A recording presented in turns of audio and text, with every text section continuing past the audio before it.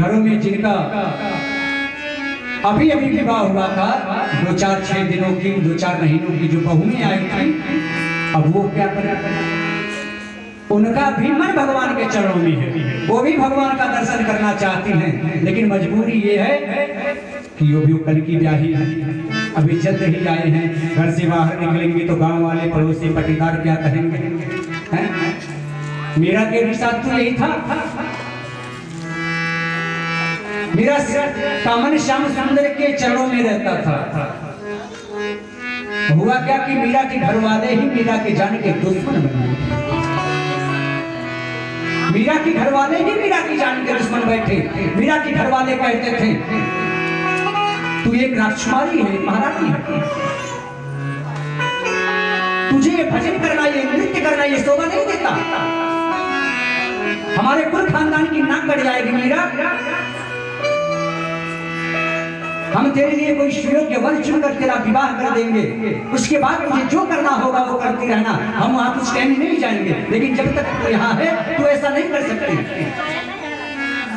मैया मीरा ने कहा, हे गोविंद, हे नारायण, इस धारा पे मुझे जब भी जन्म देना ना, मुझे भिखारन से भिखारन बना देना, लेकिन किसी राजा की पुत्री के रूप में जन्म मत देना।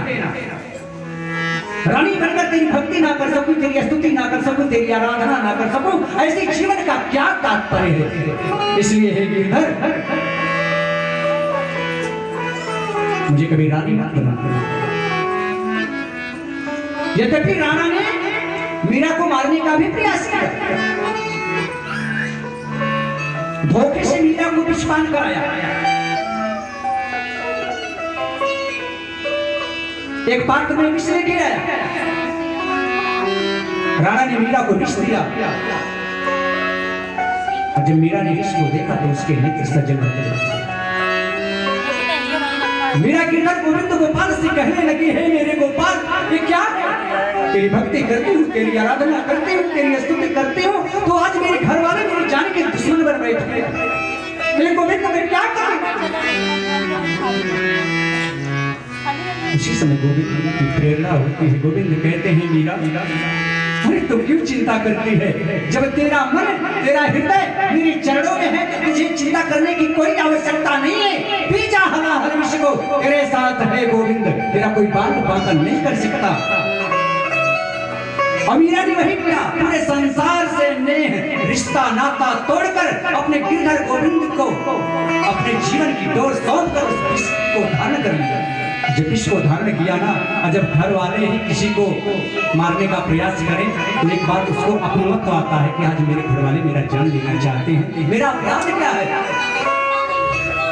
मैंने अपराधी ने कौन सा ऐसा अपराध किया जो आज मेरे घर वाले मेरे जान लेना चाहते हैं? मैंने तो इतना किया, गिरधर को बचा। घर वालों ने कहा तेरा विवाह करूंगा, मीरा ने मना कर दिया, मैं उससे विवाह नहीं करूंगा जो कुछ दिनों बाद मर जाए। हैं? जो कुछ दिनों बाद मर जाएगा उससे विवाह नहीं करेगी? नहीं, मैं उससे विवाह नहीं करूंगा। फिर मैं तो उसी से विवाह करूंगी जो सबका पति है, सर्वेश्वर है, सर्वंतर्यामी है। मेरा तो गिरधर नागर दूजा ना कोई। जब मीरा ने हलाहल विष को पिया तो मीरा की आंखों से छल छल आंसू बहने लगा।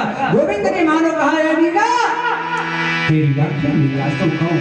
गोविंद कहते हैं, काहे तेरी अखियों में पानी,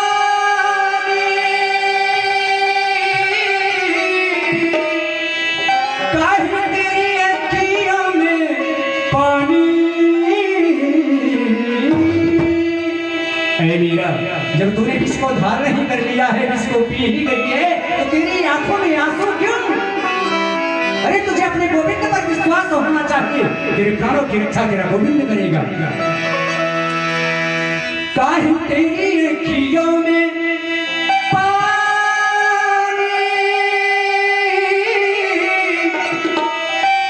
काहे तेरी अखियों में पानी। कृष्ण दीवानी मेरा, श्याम दीवानी, कृष्ण दीवानी मेरा, श्याम दीवानी, कृष्ण दीवानी मीरा श्याम दीवानी कृष्ण दीवानी मीरा श्याम दीवानी काहे तेरी अखियों में पानी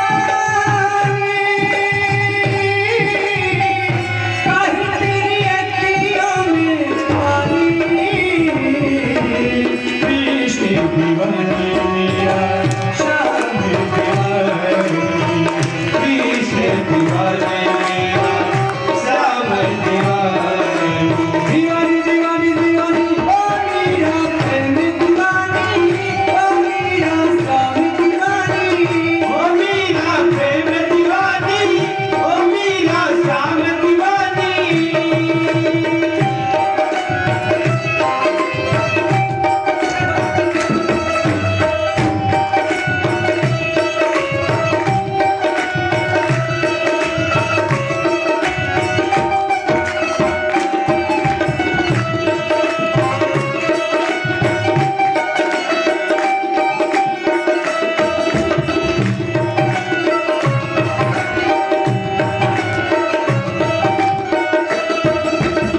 और गोविंद कहते हैं हंस के तू पी ले किसका प्याला तोहे क्या करे तोरे संगी गोपाल तोहे कदर तोरे संग गोपाला तोहे कदर तोरे संग गोपाला हे मीरा मीरा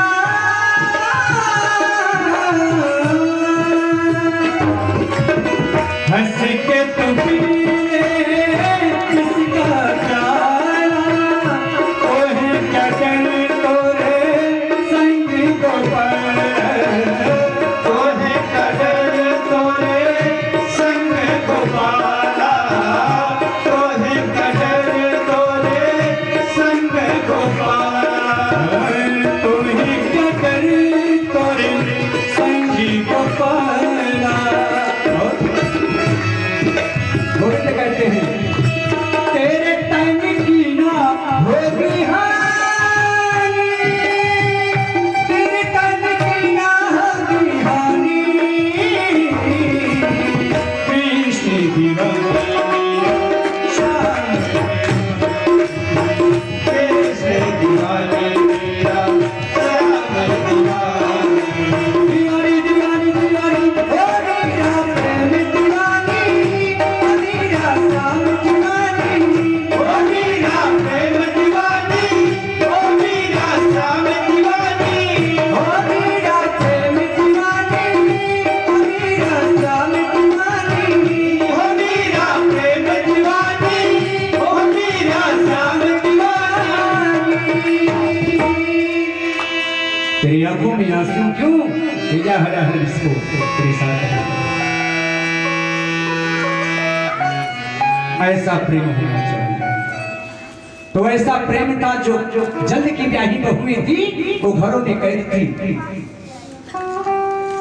बाबा लिखते हैं उनकी तो मजबूरी थी लेकिन घरों में खिड़की होती है ना झरोखा होता है। बाबा लिखते हैं अरे जुगती भवन झरोखन लागे देख ही राम रूप अनुरागी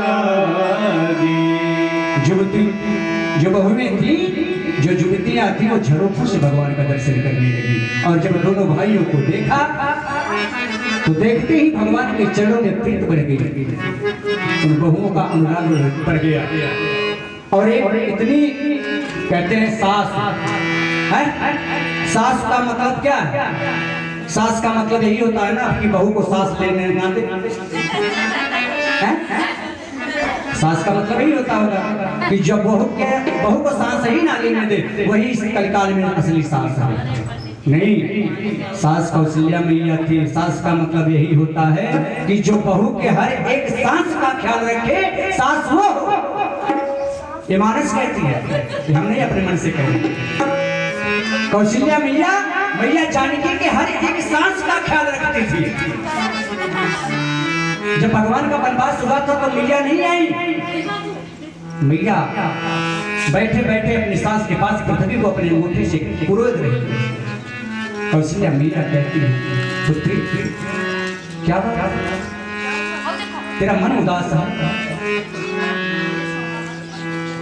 तेरे नेत्र गवाही नहीं दे रहे कि तू आज शांत मुद्रा में बैठी, क्या कारण है? और आज की बहू होती तो क्या कहती? ससुर जी का हिम्मत कैसे हुआ कि मेरे पति को जायदाद से बेदखल करके भेज दे कि तुम यहाँ से चले जाओ, हम लोग कोर्ट में मुकदमा करेंगे ससुर जी के खिलाफ। हैं? ऐसा होता है ना, है ही, ये सत्य झूठ थोड़ी बोल रहे हैं। लेकिन कौशल्या मैया नहीं, जानकी मैया ने ऐसा कुछ नहीं। जानकी मैया संकोच नहीं है कि बड़ों ने आदेश कर दिया है मेरे पति को बढ़ जाने के लिए, तो मैं इसमें क्या कर सकती हूँ, और कहीं मेरे पति भी मुझे मना ना कर दे कि तुम भी यही रहो। ये कथा आगे आएगी, कल आपको वनवास की और पूरी वापसी की कथा कल ही सुना दिया जाएगा। युवतियों ने जब भगवान का दर्शन किया तो अपने आप को बड़भागी समझने लगी। और एक सास थी, एक बहू जल्द की ब्याही थी, बहू को घर में बंद कर दिया। उस बहू ने सास से जिद किया कि मैं भी भगवान का दर्शन करने के लिए बाहर जाऊंगी। सास ने कहा हमारे नाक काट लेगी, अभी कल तेरा विवाह हुआ है तो कल बाहर निकलेगी दर्शन करने के लिए, तो लोग क्या कहेंगे फलाने की बहू आई है, बताओ इसको लज्जा नहीं है। बहू ने कहा मेरी सास जो है बड़ी दुष्ट है, परमात्मा ऐसी सास किसी को ना दे।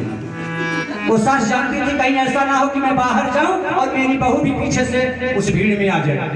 उस सास ने बाहर से कुंडी लगा के चलेगी भगवान का दर्शन करने के लिए, भगवान का दर्शन कर रही है। अब उस बहू ने सोचा मैं क्या करूं, इसे आध्यात्म से भी देखिएगा, इसे लौकिक दृष्टि से भी देखिएगा। आध्यात्म से इसलिए देखिएगा कि अगर भक्त को जिज्ञासा है भगवान का दर्शन करना है तो कितना भी कठिन परिस्थिति होगी, लेकिन उस परिस्थिति से को भी तोड़कर भगवान का दर्शन कर सकता है। दृढ़ संकल्प होना चाहिए कि हमें ये कार्य करना है, हमें इस परीक्षा को उत्तीर्ण करना है। जो लोग दृढ़ संकल्पित थे, टीजीटी की परीक्षा दी, पास हुए, इंटर कॉलेज के अध्यापक हो